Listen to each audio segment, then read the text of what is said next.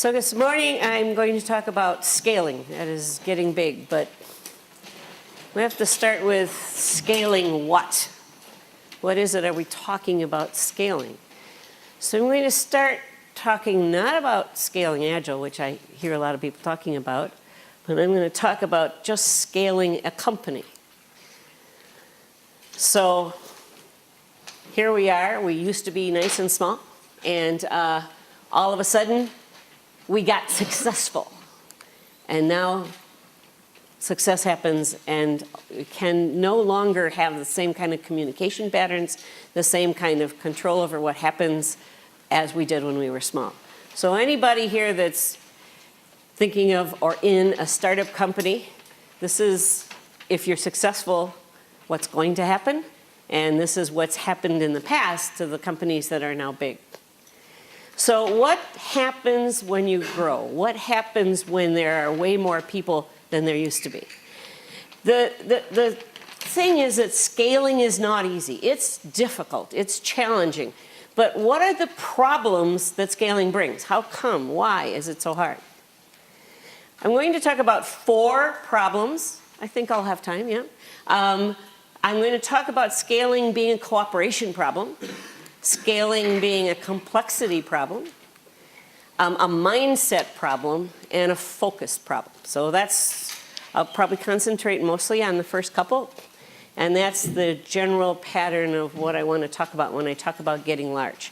And I will eventually get to the idea of scaling Agile, but right now I'm going to talk about scaling a company from a small group of people to many more people. So let's talk about the cooperation problem. When companies grow up, they tend to create these things that I'm going to call cylinders of excellence, right? Silos. Those are cylinders, and they're in any given silo, everybody is good at their own area. But they're not necessarily working very well with other silos someplace else. So this is a problem. It's a well-recognized problem. In fact, Agile started tackling this problem about 14, 15 years ago. And the idea of cross-functional teams comes from the idea that we need somebody from every one of those silos on a team so that we can get the work to flow through all of the different silos.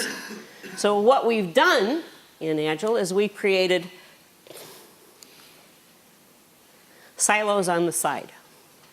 Okay? So now we have lots and lots of independent teams, and these independent teams still don't talk to each other. They have a hard time communicating. It's just that they're cross-functional teams. And we're really good when we're within a silo. Whether it's a cross-functional team or whether it's a competency team, doesn't matter. Within that team, within that silo, people can work together and solve problems. There's the right number of people. They can have conversations and make stuff happen. But we are not good at solving problems across silos. And again, it doesn't matter if they're cross-functional teams or if they're competency silos. Solving problems across teams tends to be one of the hardest things we do. Roger Martin, who's done some really interesting research into teamwork, says that no matter how teams are composed, working across teams is a very challenging problem. Somebody did some research into this whole idea of how to deal with companies when they're scaled. And the reason why I think this is important is because we talk to companies all the time that started out small and got big. And they say, okay, it's fine. We have all of these independent teams. And when you have nice, agile, independent teams that are autonomous, that can do what they want, then we ask them to work together as a group to solve a big problem. And the teams say, but what? We're supposed to be autonomous. We're supposed to be able to make our own decisions. How come you expect us to work with 5 other teams? Because it destroys our autonomy. We hear that a lot. Does anybody here hear that? Okay. So how do you deal with that? I think what we have here is a problem of autonomy being so important that it outweighs the need for cooperation. But anytime that you scale, anytime that you get above, I don't know, a handful of people, you in multiple teams or multiple silos of whichever direction, people have to figure out how to cooperate. There's a really interesting book called 6 Simple Rules by Eve Moreau and Peter Tolman, and it's all about how do businesses work when they're large. And their claim is that the entire problem of large companies is the striking the correct balance between autonomy and cooperation. Creating an environment in which you have the right balance. Some companies are way too far in the, you've got to cooperate, not much of autonomy, and then people lose interest because they have no way of using their intelligence to come up with good ideas. On the other hand, on the other side of the scale, people want to be autonomous, and you come into companies where there are many, many autonomous teams. Spotify, for example, comes to mind. If you go to Spotify and work, your team can do basically whatever it wants. But how do you get big things done then? How do you get teams to cooperate across? So getting teams to work is hard. And we've spent maybe almost 15 years now in Agile figuring out how to get teams to work. But getting teams to work together is the next step. We have to figure out how to do that. And that's even harder than just getting the teams to work. Part of the problem in Agile, I think, is this idea. How big is a team, by the way? Let me ask you. How big is a team? 7, 8, 9, right? Plus, minus 2. That's a team. And that's the proper Agile answer. Okay? We have been brainwashed into believing that that is the only size team that can work. Of course, I spent most of my career in a company where teams were about 20 to 30 people. And they worked just fine, actually. We didn't have trouble getting 3 teams to work together into one team of 30 because that's the way a team was constructed. I'll tell you why in a minute. So when you think about this, the question is, what is the best size team? What is the best size for doing different kinds of things? There's this guy named Robin Dunbar. He's a British anthropologist that started studying primates, monkeys, gorillas, you know, that sort of thing. And he discovered that the tribes of one of these primates, the ones that worked together, cooperated with each other. If they were little monkeys, they had little groups of monkeys.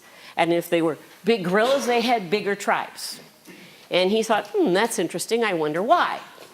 So he started thinking about it and thinking, in our brain, we have a thing called a neocortex, which is the way we keep track of relationships. The way primates, monkeys, and gorillas keep track is by grooming. And that's how they say, I'm part of your tribe. And only those that are part of your tribe are going to get some food and get some cooperation from the other monkeys in your tribe. And he said, well, the little ones have little tiny relationship centers, neocortex, and the bigger ones have bigger neocortex. So what if we extrapolate? We start with small brains, small tribes, medium brains, medium tribes. What about humans? What would be the normal size for a human tribe? And 150. And so he came up with a theory. It's not proven yet, just a theory. 150 is the amount of people we can keep track of in close personal relationships. When it gets bigger than that, it gets hard. But this was just a theory. And then people started researching whether or not this was true. And they found all kinds of patterns of companies and clans and villages that were approximately 150 people. In fact, in the UK, until the Industrial Revolution, all villages tended to average in all counties about 150 people, except Kent, which had 100. Now, I don't know what that says about the people in Kent, but 150 is the size of a community where everybody knows each other, and things like peer pressure work. There are other sizes that Dunbar and other scholars have tested out and found to be pretty typical. One is a really small group, a inner circle, about 3 people. You can think of maybe a family, But a larger family would be 7 to 10. So 7 to 10, that's our magic number for Agile. Close, personal friends, we care about them. We care about what happens to them, that sort of thing. And then let's go beyond that. There is a thing called a hunting group. So if you're trying to kill a mammoth, right, and you want to slay, it can't do that with 10 people. It's not enough people. So a hunting group is something like 30 to 50 colleagues who work together to accomplish something. And that hunting group is that size because that's how many people you need to, for example, kill your mammoth or something like that. And then there is the clan. The clan is 100 to 150 people who maintain close interpersonal relationships. And then there's something even bigger. These go into about factors of 3. A tribe of about 500 to 2,500 people who basically speak the same language or dialect. So historically, going back to pre-industrial times, these were the kinds of groupings that were normal and natural for human beings. So let's take a look at this clan, this 150 people.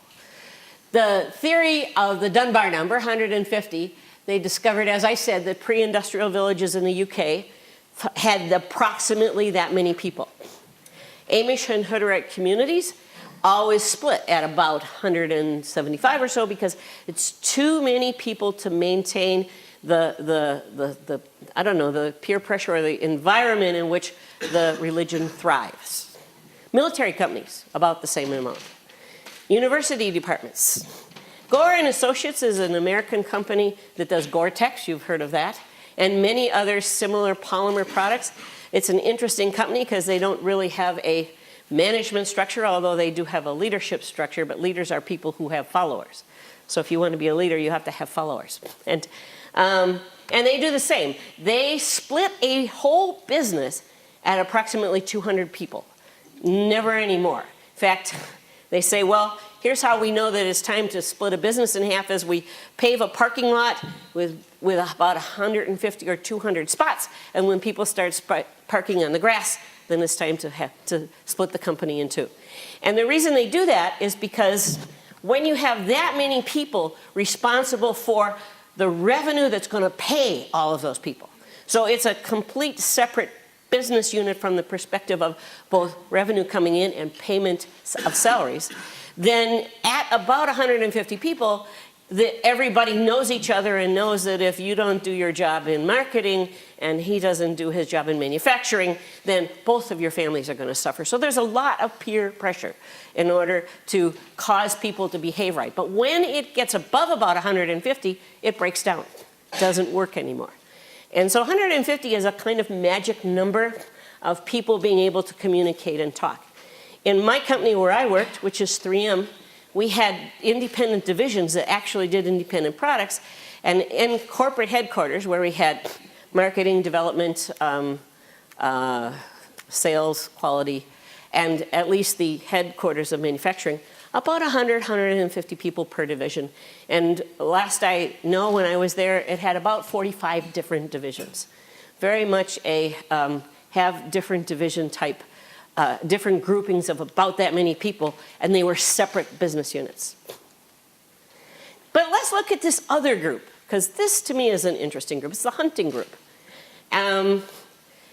Military platoons. Product teams at 3M, where I led product teams, as I said, they were bigger. They were 30 or so, maybe 50. That's a little big. But we did 20 to 30 person teams. And why did we do that? Is because that's how many people it took to put a polymer product on the market. And without that many people, we couldn't make a product happen. Everything else was a sub-piece of a product.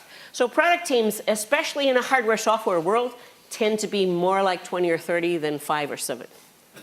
Before I led product teams, I did process control systems. I wrote the code that made big equipment, big 3M equipment move. So imagine something that's making like Scotch tape or a videotape.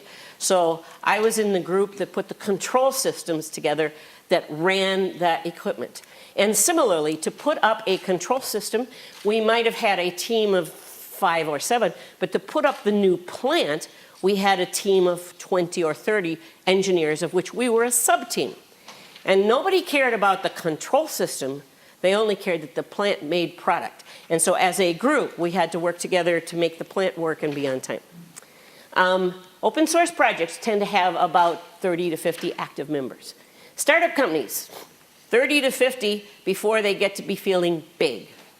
Now the thing about the hunting group, if you're going out to slay a mammoth, and it's an unpredictable animal, and you have 30 to 50 folks that have specialties, you are looking for a leader, a trusted leader, the one who knows the most about mammoths and the one who knows most about the capabilities of the people, so that when you spot the mammoth, you say, you guys there, you guys over there, you flush them out here. Somebody to get everybody in the right position so that you can make stuff happen before the mammoth escapes. So typically when you're in that vicinity of 30, 40, 50 people, you always see a leader not telling the people what to do, but making sure that all of the smaller groups know where to go, what to do, so that you can rapidly attack the thing that you're trying to accomplish. So whereas teams of 5 to 7 might switch leaders and that sort of thing, as you get together a product team as a group, you tend always to have and I'm going to call this person a trusted leader. In fact, we had a person called a product champion at 3M, person who led product development, and we always said if you don't have a champion, you don't have a product. And the product champion was always that person who made sure that all the different pieces came together into a business. Very much like the entrepreneur who starts a startup company. In a startup company, in the end, there's 1 or 2 people who have the idea and pull together all of the different pieces to make it happen. Well, let's talk about this group size. It's the Sympathy Group. This is Chris Fry. Chris is currently vice president at Twitter, but he was vice president at Salesforce.com when I first met him. And in both companies, he was there when they went from relatively small engineering department to very large engineering department. So he's given talks on how do you scale from a small engineering department to a large engineering department. And he says, well, I have a model. One of the most scalable organizations in human history was the Roman army.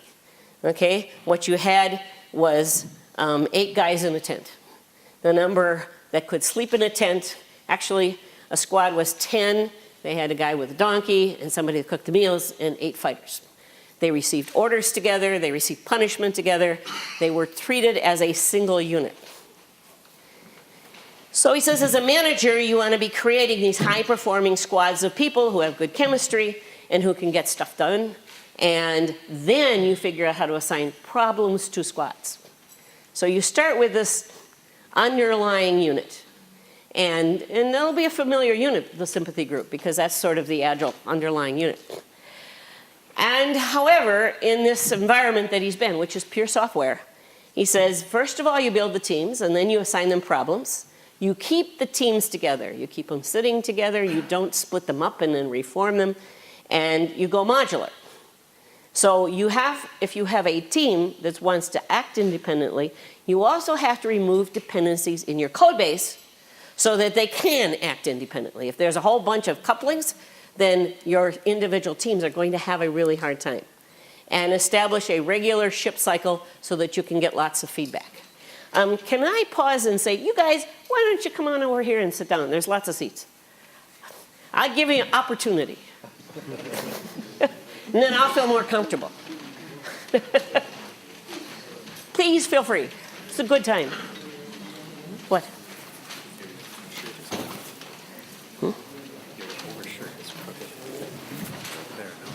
Thank you. Okay. Now we're going to talk about a couple of other groups. Remember the hunting group and the clan. When I was in Oslo, before the company Tandberg became part of Cisco, they were showing us this is a hardware-software system, very, very much firmware focused. And what they did is great big video displays, video monitors for communication.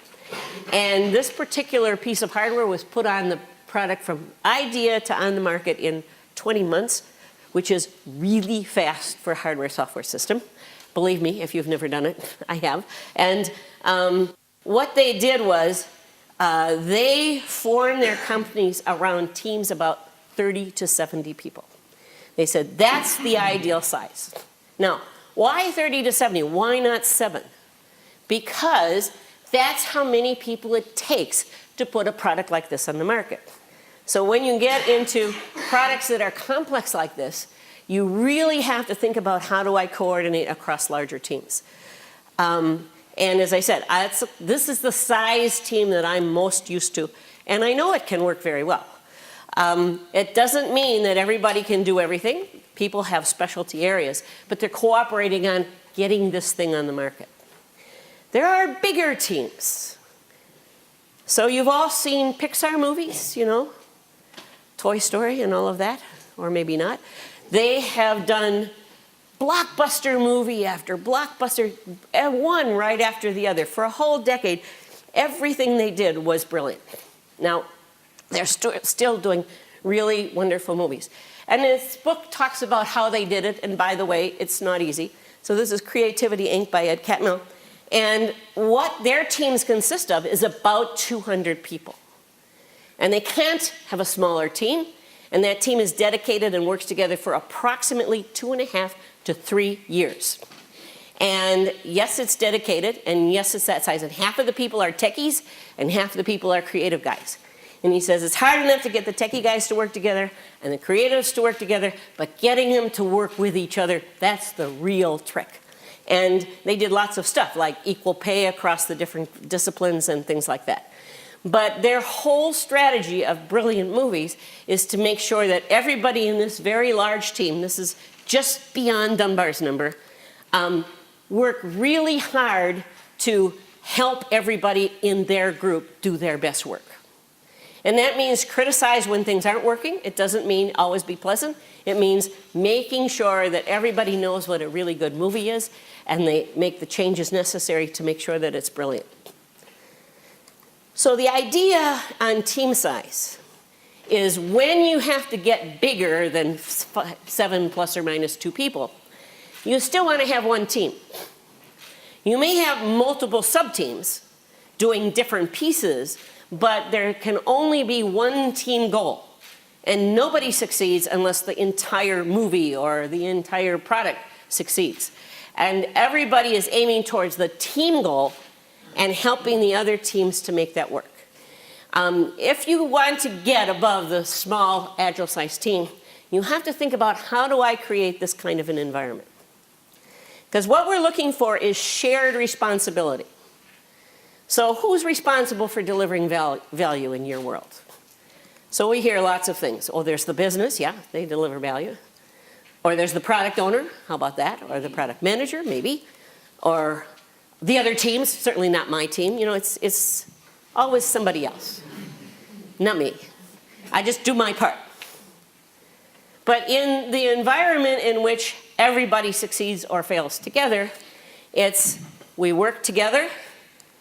Nobody succeeds unless everyone succeeds. So we do our best part, our share, to make sure that we all win and all have the thing working.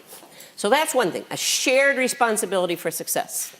It means you can't just do what somebody tells you to do, because who knows, if that doesn't lead to success, where's the fun in that? The other half of making sure that you have cooperation is what I'm going to call situational awareness. It's a term you hear a lot in military, especially aircraft. It was first used in the idea that the pilots that didn't get shot down were the ones that were most aware of their surroundings and able to anticipate what was about to happen. So if we take a look at this football field, this is from the book This Is Lean, a really good book. It's a business book, not a book about software. The widest selling Swedish business book around. And it also exists in Swedish, and then the authors rewrote it in English. And in the end, the author, who was he went to Japan and became a sort of a student of the company of senseis in Toyota. And one of his senseis at the end says, okay, what's going to make a team a winning team on a football field? What do you think? What makes a team win? Score a goal. Score a goal. Team cohesion. What? Team cohesion. Team cohesion. Good players. But you're just about right. What you're looking for in a team is where everybody in the team is paying attention to what's going on, anticipating what's going to happen next, in the right spot so that when it happens, they are there in order to get the ball or make the goal or whatever it is. But, and they know the score. They know the time. They know how many seconds are left. They're completely aware of the referees are, where their teammates are, where the opponents are. And everybody on the team maintains situational awareness. He says all too often in our companies, we have all these different tents, right? And we think we win if we kick the ball out of our tent. And that's not going to get us a winning game. Oh, and we obscure the interesting information with advertisement. And this is not situational awareness. This is, I do my part, and I'm good, and the rest of the world can worry about doing their part. So the two things, shared goals with situational awareness across the teams that share the goal is, in my opinion, what makes scaling work. But it's not just my opinion. Let's take a look at the military model for scaling, because actually the military model has been relatively successful for quite a few hundred years. This one, I would say, probably originated a couple hundred years ago when, after guns were invented, when the general could no longer say, do this, because there were too many guns and things happened too fast and happened where the general couldn't be. So military doctrine developed into the concept, first of all, how do you form teams? Same squad that you saw back in the Roman army, okay, here, and with a squad leader. A squad leader, in this case, is the recognized leader and is also a participating member of the squad. And if he gets killed, everybody knows who's second in command and third in command, because there's always a leader. And 3 of these squads form a platoon. So this is your hunting group right here. And then the platoons will work in groups of 3 with a support group to form a company, and so on. And current military doctrine in most countries says this: the squad leader must understand command intent 2 levels up. What are we trying to achieve? So command intent. It's a concise expression of why we're doing this. What does it look like to be successful? Which direction do we want to move? That's command intent. It's not you must do this now. It's here's where we want to go. And secondly, and then what happens is that the squad leaders, or the platoon leaders, do collaborative planning, and then they maintain situational awareness 1 level up. What's going on with the other platoons or the other 2 squads in my platoon? How is this platoon coming with its objective? Because in the end, we have to adapt to make sure that the command intent is achieved, whether or not the other squads are able to do their part. So if you have a couple of armies and they're fighting, and this one has a general that says, first you do this, and then you do that, and then you do that, and that's the plan. And you have another army over here that says, here's where we want to end up. And the leaders understand how to adapt based on the situation. Which one of these 2 is going to win? Well, it turns out this one always is going to win against that one. And if you think of competition in our field, in technology, as approximately the same thing, 2 armies, the army that tells everybody exactly what to do based on what some senior person thinks is exactly the way things are going to unfold is interesting. But if you have an environment in which the command intent is communicated and people adapt rapidly based on what they observe is happening, you are probably going to win that competitive battle a lot faster. So this is a scaling model that's been around for a good long time. Many of the scaling models I've seen in Agile are somebody's interesting idea without much research behind them, without much proof that they work, with an occasional example, but that's about it. If you think about this overall concept and think about how to model it, you come up with a really interesting way of figuring out how to grow large. In fact, the term command and control, you've heard of that, yeah? So what do you think it means? Command and control. I have a friend in the military from, what's he, Army? Or Marines. He says, command and control came from the concept that you separate command from control. They're not the same thing, okay? So command is intent, and control happens down here. So much for cooperation. We need to structure for cooperation. And when you get big, you have to rethink what is the proper structure. How am I going to make sure that I can get hunting group size or even tribe size, clan size groups together to accomplish a single purpose? Now I want to talk about complexity. Because I think complexity is probably the biggest problem with any kind of scale in our world. Into software especially, because it's hidden stuff, complexity, as you know, can just get out of hand really, really fast. That's pretty much, according to Fred Brooks, who wrote the initial, the classic, the Mythical Man Month. He says the essential quality of software is its complexity. And if you can't control it, you can't get big. So complex systems. Let's say, after very small starting up, anything we are dealing with is a complex system. So if you buy that, I will propose that there's one thing we know for absolute positive about complex systems, and that this does not work. Okay? You cannot smash a complex system and expect to know the results. You'll be wrong. Every time you smash a complex system, all bets are off. Is it going to be stable? Probably not. And yet we have developed practices in software development which say, let's smash it. And we've done that because we have these big builds, we have these big projects, we have things that don't get done for months at a time, and then we smash it into an existing code base, and wow. You've all been there, right? It just doesn't work so well. So what we do know about complex systems is the only way to have stable, controlled, complex systems is this.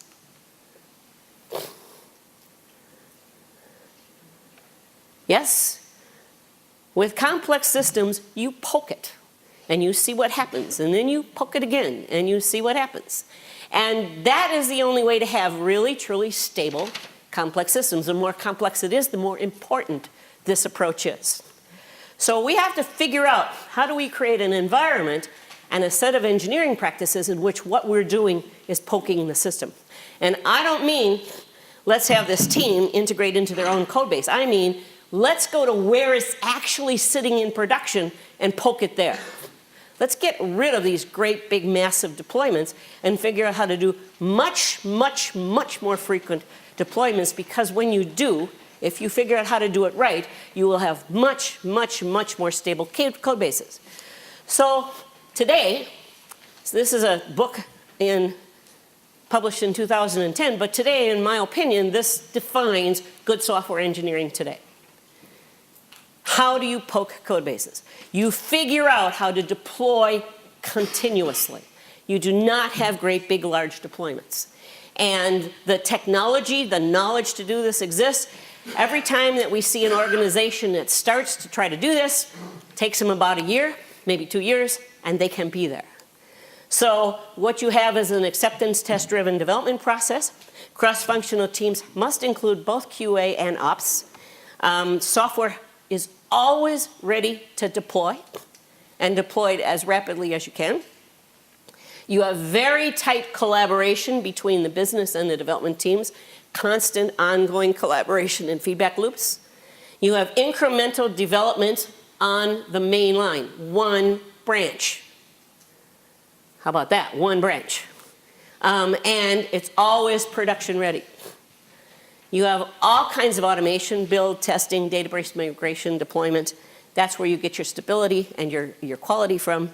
And releases are tied to business needs, not to operational constraints. So how do you do that? You do that with switches. Features are switched on and off. Features might come in slowly, but features don't have to be done in order to be deployed. Deployment and release are two different things. They don't have to be done in order to be released because they won't be turned on. Deployment is just turning on a switch. You know, I got it backwards. Releasing is turning on a switch. Deployment is putting it in production every day. So Jez Humble, who wrote this book, says, oh, let me ask here. Are you guys doing continuous delivery? Anybody here? Okay. So I'm going to give you guys Jez Humble's test. Number one, do you check your code into the main line at least once a day? How many people?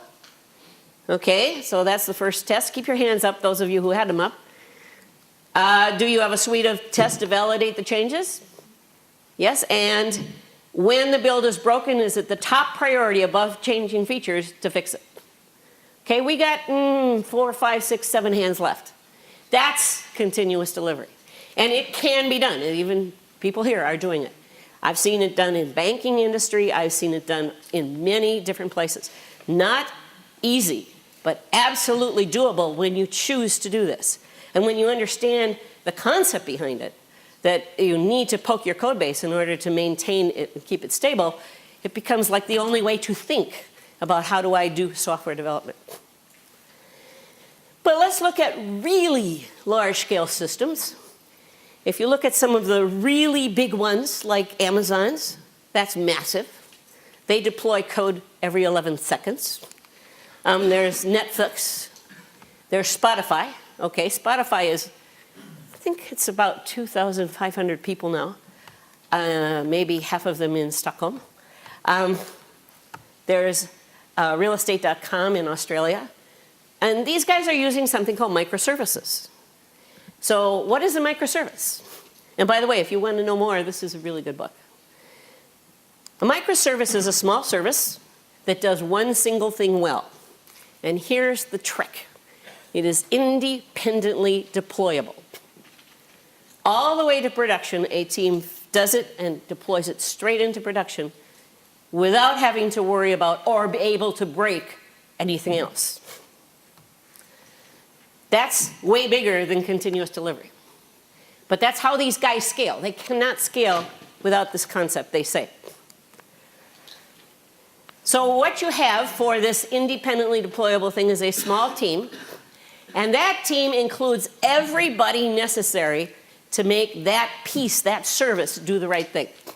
It has the developer, the product person, the design person, data person, ops person, test. They're all there.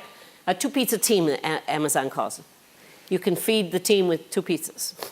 Now, this particular 2-pizza team then is completely responsible. It's very important that ops is part of this team. You build it, you maintain it, you monitor it, you fix problems with it, it's yours. Start cradle to grave. And here are some of the practices you see in microservices companies. The one that really surprises me is there's no central database. So when I first heard that when Amazon.com moved to services, they no longer had central databases. Each service owns its own data. I thought they were crazy because everybody knows the most important thing about really good IT is to have a good central database, right? Yeah. Yep. You know what a central database does? It's the biggest coupler there is. It couples all of the code that depends upon it and the schema. And so anytime you have a common database, you have a coupler that pretty much messes up independent deployability of services. That's why services own their own data, so that they can be deployed without messing anybody else up. And so every time you see microservices, you see an environment in which you don't have any longer central databases. I thought this was radical, but there are ways to think about it. Good book to find out more. There's extensive automation, there's monitoring. There's a concept that I won't spend much more time on, but it's called consumer-driven contract testing, so that when I deploy, I can test to make sure that the thing that I'm doing isn't going to mess up the system. My little service is going to, even though it's changing, is not going to create a thing that goes down. But if I want a whole new version with a whole new interface, I have to allow those who are using my old version to keep using it because remember, I can't break anything. So I have to have 2 versions that are active until everybody moves to the new version. And that's bidirectional. If I use another one, I have to look at new versions. And a concept called canary releasing, I suppose you know that, is release gradually to a very small percentage of users and look for stuff that could fail. But not all serious large systems are just plain hardware, or just plain software. There are seriously large, software-intensive hardware systems, which, by the way, is where I did most all my work. And in this environment, we're not going to have microservices. I'm sorry, it isn't going to work, right? Those of you that have seriously large hardware, it doesn't work. So let's take a look at a seriously large system, the Saab Gripen. This is very, very much this is a fly-by-wire plane. If you don't have your computer working, you can't really totally control it. And here's an interesting picture. Somewhere around the 1990s, the systems engineering group are I don't know if you'd call it the product group, but the group that was saying, what's our strategy going forward, decided that one of the most important strategies for fighter jets was low cost, because they said countries simply are not going to have the same kind of money to spend on this kind of stuff that we would like them to have. And if we keep on this cost curve, it is not going to work. And they dramatically drove down their cost over release after release after release, until right now, if you, their cost to buy is inexpensive too. It's low. But their cost to operate is the overwhelming cost, and it's less than $5,000 US dollars per hour, which sounds expensive until you realize that the F-35 is $31,000 per hour to operate. And part of that is how much to fly, and part of that is how much maintenance does it need in order to fly. And the Saab Gripen was designed to be very, very rapid to maintain, easy to maintain. And by the way, they don't have Air Force bases in Sweden. And it's not just for Sweden, but it was built for the Swedish Air Force and has been sold now to Czech Republic, to Brazil, and other places like that. Because it's inexpensive, it's very agile, it can park in cul-de-sacs, it can be serviced by a truck driving up to it, and in 2 hours be back in the air. So much less time on the ground. How do they do that? They do that with something that they call integrated federated architecture. Where this downturn happened right here is where they decided that there was an awful lot of knowledge about how to do aircraft. Why didn't they just steal it? Why do we need to reinvent radar systems and all of that sort of stuff? So they created in an aeronautics environment, you have to be able to be sure that no failure here can affect the avionics systems, because that's the life-critical issue that you have to honor. And so now they have all of these different subsystems, extremely independent from each other.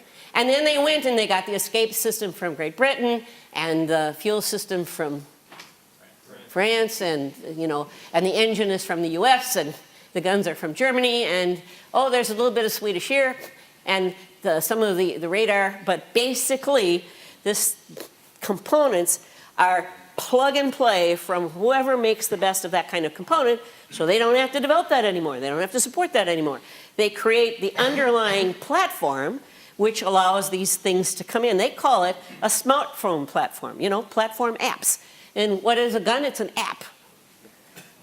And that's their strategy, and that's what they started in 1990.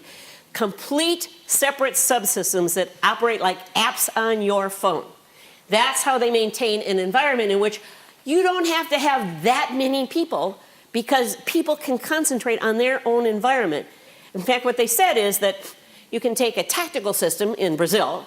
If you don't like our tactical systems, you can put in your own. We guarantee you it will not affect the avionics within whatever constraints.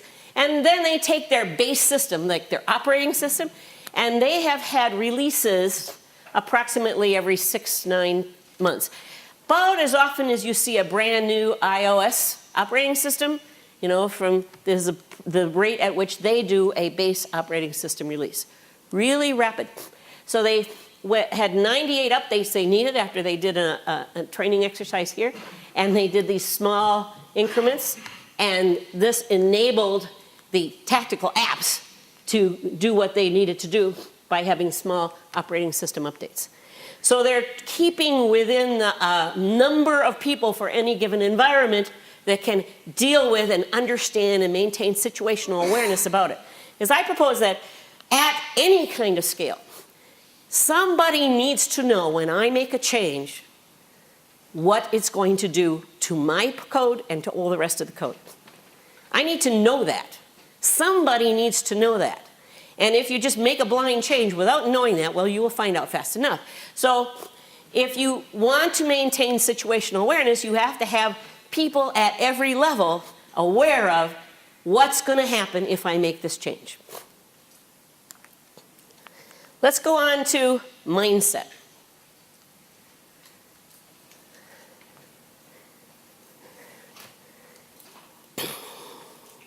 I propose you should think product, not project. I don't like projects, but I'm biased because we didn't have projects at 3M.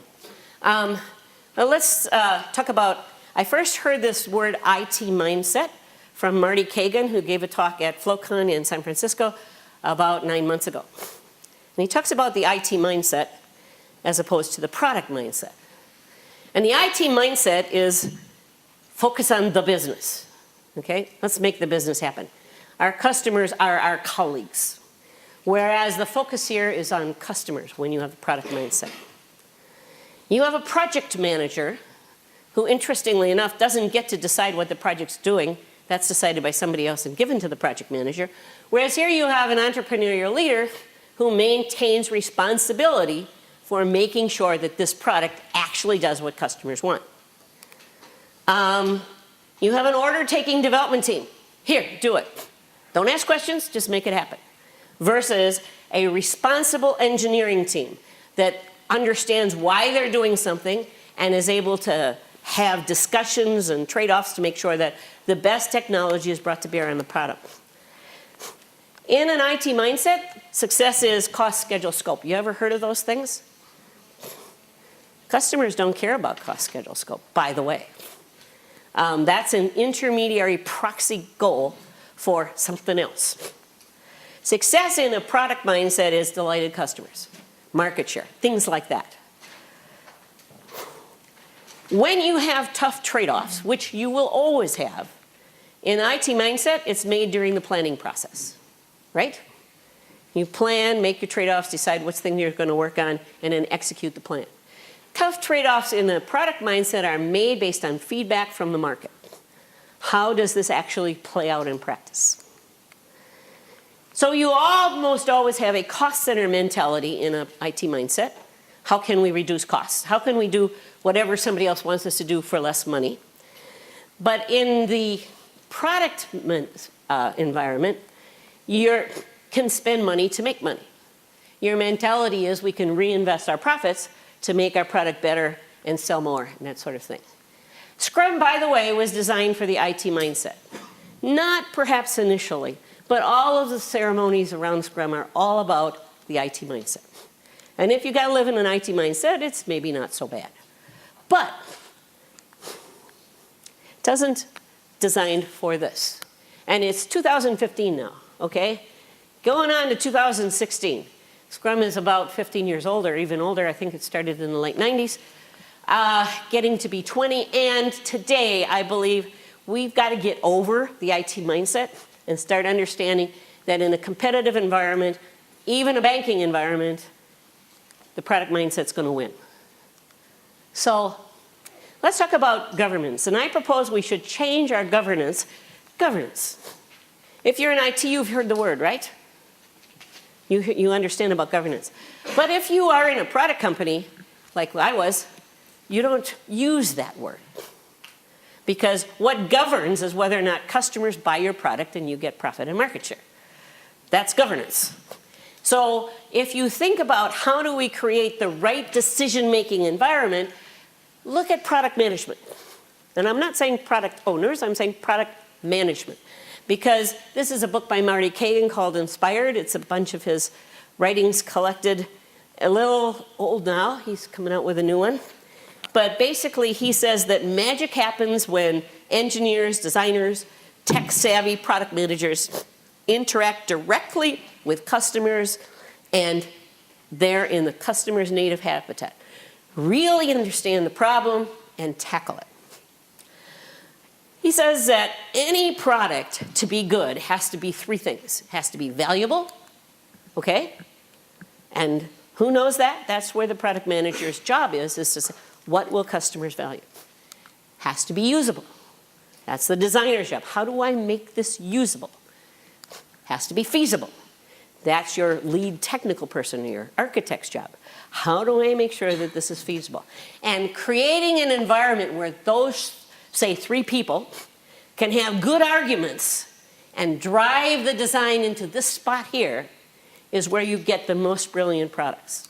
So really brilliant products, great products come when these three things are there. And they're not there by accident. They're there by tough talks, difficult trade-offs, and we need those people talking to each other and coming up with ideas.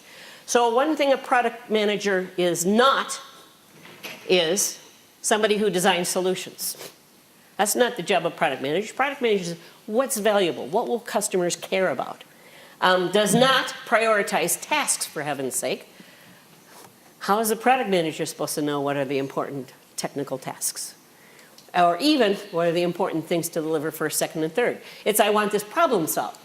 Does not write stories. That's not the job of a product manager. Never has been, shouldn't be, and I think the product owner role is probably the worst thing that Scrum has brought to the software development community, because it's not the right role for this piece right here.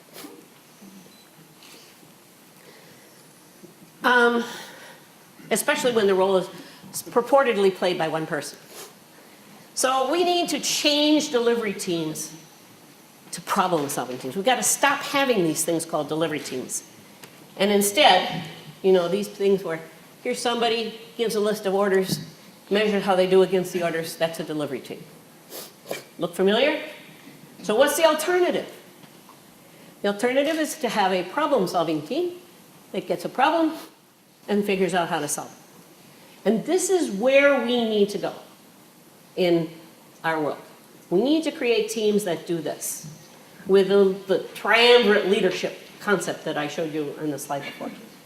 And which one of those, the product manager, architect, designer, is no one of them can be or should be more important than the other. But every one of them has a specialty that they really are expected to know and be responsible for. So the next thing I want to talk about is focus. Because I was going to talk about scaling Agile, so you were thinking maybe I was going to talk about scaling Agile. That's what you might have thought. And when I gave this talk, a lot of people thought that's what they were going to hear. So I will talk about scaling Agile. So Agile's good, right? So scaled Agile has to be better, is that correct? You would think? And here's the kinds of questions we hear all of the time when people talk to us about scaling Agile. How do we scale? How do we convince executives to invest in Agile? How do we ensure teams are working on the right stuff? How does Agile work with big legacy code base? How do waterfall and Agile teams work together? Sound familiar? What's the role of managers? I'm sorry, guys, but these are not the right questions. They're about Agile. They're not about customers. They're not about delivering value. So what we want to know is, what questions should we be asking? What should we be using to drive our scaling? Okay, how do we know what customers really want? Where does that information come from? How do we know it's right? How do we make sure that it's right? It's not going to be right the first time. Even product managers know that what they think about is a guess. How do we create an environment where they can find out fast? How can we spend more time giving customers what they really need and less time doing all that other stuff that somebody thinks that we ought to do, including, for Vasco's sake, estimating. How can we find out the right way? How can we find out right away, if someone's made a mistake? So there's nothing worse than developers that go off and do something and have no clue if what they did is right or wrong until 5 or 10 or 15 weeks later when someone taps them on the shoulder and says, remember that code you wrote 3 or 4 months ago? Well, sorry, it's wrong. Sorry, I don't want to hear about that. I want to know now. In the environment where I coded, I could always know now because I could always create, it was basically a hardware simulation test framework which showed me whether or not what I was doing was right. How do we re-architect our system so we can deliver features right away instead of after weeks or months of consolidating all sorts of stuff into a big build or something like that, into a big release? How can we stop doing that? It doesn't make any sense in a complex system. Should we re-architect our organization if we're going to re-architect our code base? Conway's Law, you might have heard of, says that the organizational communication structures are going to match the system communication structures. So when you have microservices, you are going to have small teams that communicate through the mechanisms that the microservices put in place. When you have big systems like a Griffin, you are going to have maybe clan-sized teams or maybe hunting group-sized teams that communicate through the interfaces into the base platform. So how do you change your organization so that it works with the architecture you really should be moving for? So the thing we need to focus on is not Agile. That's the wrong concept. Why would Agile be important? Certainly our customers could care less. They don't care. We want to focus on business impact instead. So I'm going to talk about impact-driven development. Tom will like. I got a picture of it. So, and the picture came before you did. So anyway, the first thing you want to do is start with why. Why are we doing this? Why is it important? What's it going to do? What is our command intent? What is the problem that we're trying to solve? And then, so Tom, who's going to be, I think, speaking tomorrow morning, right? That was, I think your first article published on evolutionary development or small development was 1983, yes? 73. 73. Computer World Weekly in United Kingdom. Ah, okay. So 73. And so this idea of small incremental software development is not a new concept. It's been around for a long time. In fact, Tom once thought Agile was pretty cool because it was going to talk about incremental development, but there's a problem. We lost a bunch of time in Agile, maybe a decade, right? Because we forgot that what you're really trying to do is not create software. Software in and of itself has no value. We're trying to solve business problems. And so what we need to do is, first of all, figure out who cares about our solutions. What we're looking for is, what's the impact we're trying to create? Who cares about the impact? And how are they going to measure that impact? How are they going to decide if what we did is good? And if you know who your stakeholders are and how they're going to measure what it is that you do, then you can turn a team loose on that problem. And that's the proper thing to hand over to a development team. And then you ask the team to design or create hypotheses of possible designs that will drive those metrics that people care about in the right direction. And you incrementally release and see what it does to the numbers. You don't have to do all the metrics in one release. You do, this is a good design, I can get part way, let's be sure and release frequently because we need feedback. This is a complex system, we need rapid feedback. So the development team comes up with designs, estimates how much this might impact the measurement, tests out that hypothesis, sees if it works. Pretty classic engineering concept. Maybe immortalized in the lean startup concept, which is very similar, but maybe misses some of this front-end stuff. So it says once you know why you're doing something, and once you have designs that you think might be, once you know how you're going to measure success, and you have designs that you think might be able to do that, then you want to do some experiments, some prototypes, and make sure that you measure the impact, and if it doesn't have the impact, forget it. Change it to something else. Because nobody, not product owners, not product managers, not designers, nobody really knows for sure how things are going to work until you get it out there and try it. And you test it, and you know, in most of our environments, not all, but most of our software environments today, this can be really fast and really cheap. And they're really good metrics, especially if you're in any kind of a software as a service or a web design or web environment or mobile environment. You can do this in your sleep really easily. So that should be the team's job, is to make sure that you come up with designs and move them in the right direction. So because it's 10 o'clock, I'm going to just skip over my last slide here, and I'm going to say thank you for listening and have a good day.